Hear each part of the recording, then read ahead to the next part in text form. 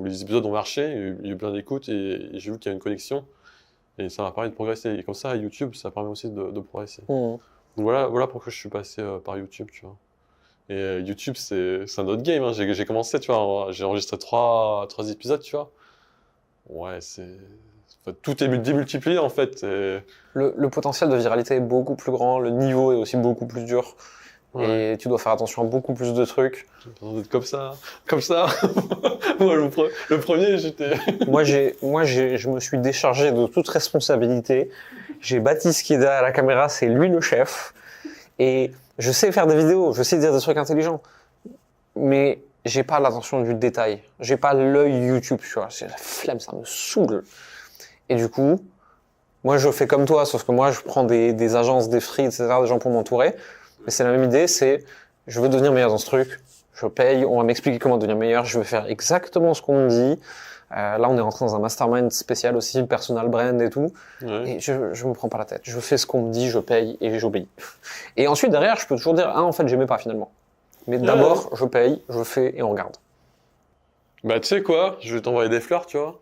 Depuis 3 mois, j'ai l'impression que tu as changé un peu ta stratégie sur YouTube. Bah, j'en étais sûr. C'est pas moi, c'est sûr. lui là-bas. J'en étais sûr. C'est lui hors champ, là. Tu vois, Baptiste, déjà, je lui disais avant qu'on commence, j'avais regardé son compte Instagram, j'ai fait, Ouais. non, le gars, il y a un truc, tu vois. Enfin, les vidéos, ils sont chiadées, mais tu sais, il y a le propos, il y a le storytelling, il y a la mise en scène, tu vois. Et moi, depuis 3 mois, tu vois, je voyais tes vidéos, tu vois, ça a changé, en fait. T'as des podcasts comme ça où t'as la grosse prod, c'est cool, tu vois. Il y a un moment, il y a peut-être 6 ou 8 mois de ça, je me suis dit, ok, le prochain niveau, c'est quoi? Et le prochain niveau, c'est d'augmenter drastiquement le niveau de prod pour tout ce qui est vidéo et audio. Ouais. Et alors, au début, j'ai commencé par louer des studios comme ici pour faire du batching d'épisodes de podcast vidéo. Et ensuite, l'étape d'après, ça a été de trouver quelqu'un, et j'ai trouvé Baptiste, pour m'aider sur tout le reste de l'image de marque vidéo, en fait. Ouais. Mais moi, ce que j'ai aimé, tu vois, dans ton changement, tu vois, c'est pas les shorts ou les grosses prods, tu vois. C'est les vidéos que t'as fait face caméra avec ta webcam. Où une fois, tu te dis, putain, j'ai bavé devant un bouteille d'eau, tu vois. J'espère que ça sera coupé au montage, tu vois. Et ça n'a pas été coupé, tu vois. Et l'image, c'était pas de la 4K et tout, comme là, tu vois.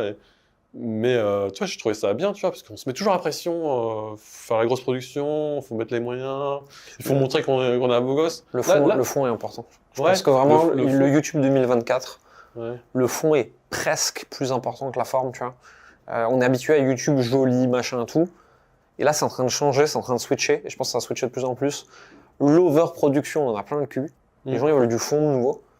Et donc, un mec qui parle 45 minutes de son sujet face caméra avec une webcam un peu propre, tu vois, mais c'est pas non plus un truc fou. En fait, ok, il boit de l'eau, il se bave dessus. En fait, tout le monde s'en fout. Qui n'a pas déjà fait ça, tu vois. Moi, ça m'a fait marrer. Je fais, ah, moi, je suis pareil.